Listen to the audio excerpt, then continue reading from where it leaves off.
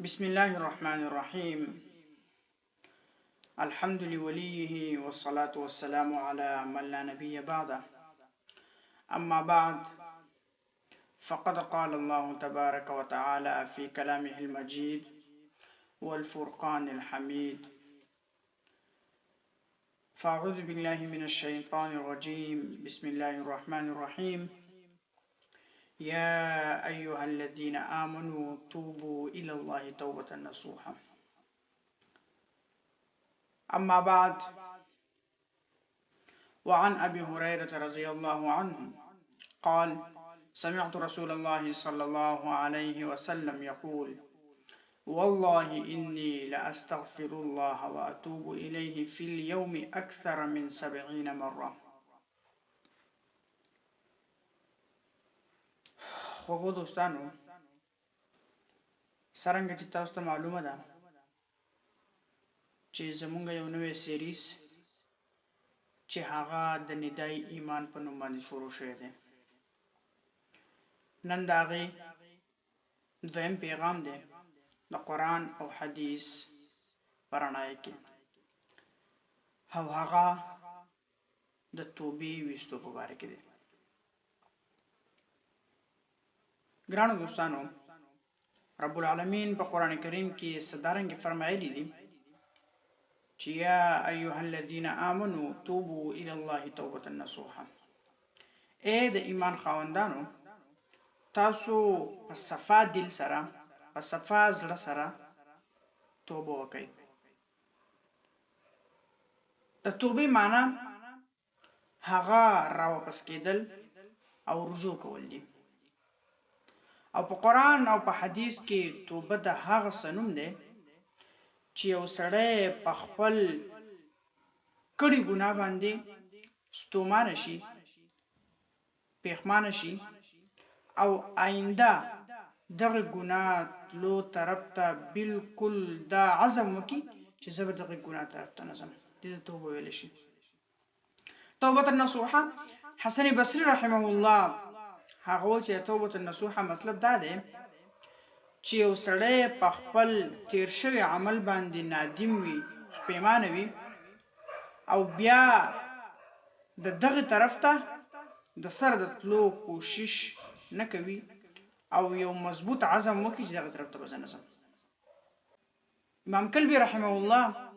هغه توبة نصوحه په باره کې دا وایي چې یو سړی په خوله او په ژبه باندې استغفار وایي او په زړه باندې هغه نادم وي، او بدن او اعضا هغه آینده دپاره د ګناه نه بچ کوي. توبة نصوحه دې ته وایي. او په دې سلسله کې د حضرت علی رضی الله عنه یو جامع اقوال دي. هغه وایي چې توبه کې 6 څیزونه جمع کول دا پکار دي، چې په توبه کې 6 څیزونه جمع شي. نمبر 1، په خپل کړي اعمالو باندې ندامت، چې کم خراب عمل تا کړي دي په هغې باندې ته نادم او پښیمانه شي. نمبر 2، کم فرایض او واجبات چې د الله تعالی هغه ته پرېښودي دي د هغې ته قضا راوړي. نمبر 3، که د چا دې مال په ظلم سره اخیستی نو هغه ته هغه واپس کړي. نمبر 4، چې چاته دې په ژبه باندې یا په لاس باندې په اعضاو باندې څه تکلیف ورکړی او د هغه نه معافي وغواړي. او نمبر 5، چې آینده دې ګناه ته د نه تلو پوخ عزم او اراده وکړي چې دې ګناه ته به زه نه ځم. او نمبر 6، اخرنۍ خبره، څنګه چې تا خپل ځان په ګناه کې لیدلی و نو هم وس دقه شانتې د خپل نفس د الله په رضامندۍ کې ځان وینه چې الله په رضامندۍ کې به زه څنګه راځم. دا 6 خبرې د حضرت علی رضی الله عنه د توبې په باره کې چې د په توبه کې دا 6 څیزونه دا جمع کول دا پکار دي. حدیث مبارک راځي چې حضرت ابي هريره رضی الله عنه قال: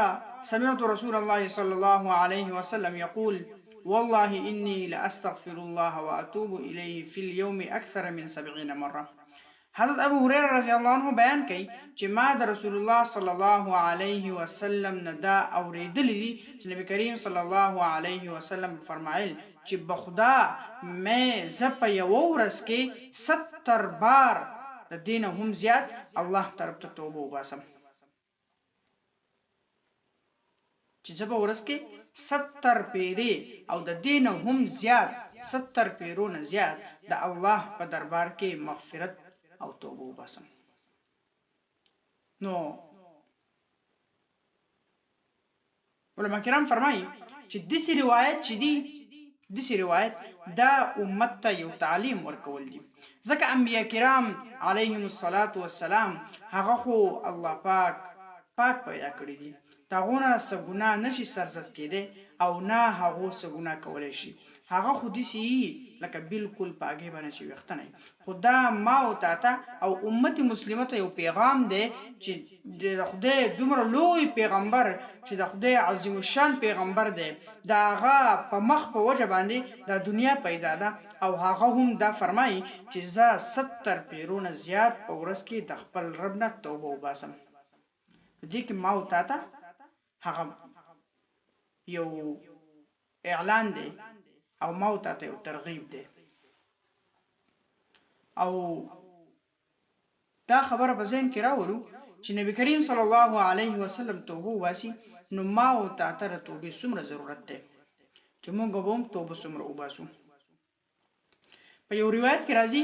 چې مؤمن په خپل ګناهونو په باره کې دا خیال کوي چې گویا په د باندې یو لوی غر پروت دی او دا غر به دی لړکي مؤمن په خپل ګناهونو باندې هغه ته دې ښکاری لکه په د باندې چې یو غر پروتي او دا غر به دی ځان لړکي او فاسق او فاجر سره هغه دا وایي هغه ته د ګناه دي ښکاری او د توبه ورته بیا دي ښکاری د ګناهونو ده چې زبر ګناهونو نه توبه دي سی وباسم که فاسق او فاجر سره وای چې لکه زما لکه د په پوزه باندې چې یو مرچ ناسي او د هغه ځان لړکی مؤمن سره وای چې په ما باندې یو لوی غر پروت دی او فاسق او فاجر سره وای چې سب زما په پوزه باندې یو مرچ یا مچای ناستره او دا بر ځان لړکو نو لوی ضرورت هغه مونږ ته توبه دی رب العالمین انسان چې دی کمزور پیدا کړی دی د هر انسان نه به هغه غلط کارونه او د خدای نافرمانیان کیږي خو دې به توبه وباسي ځکه د نبی کریم صلی الله علیه وسلم ارشاد مبارک هم دی چې کل بنی آدم خطاء وخير الخطائین التوابون چې ټول بنی آدم چې دي هغه خطاکار دي خو بهترین خطاکار هغه دی چې هغه توبه وباسي نو موږ ټول لا په خپل ګناهونو باندې د خپل رب په دربار کې هغه توبه وستل پکار دي رب العالمین دې موږ په دې باندې عمل کول توفیق راکړي او تر در روانې بری ویډیو پورې زموږ انتظار کوئ د لوی الله په امان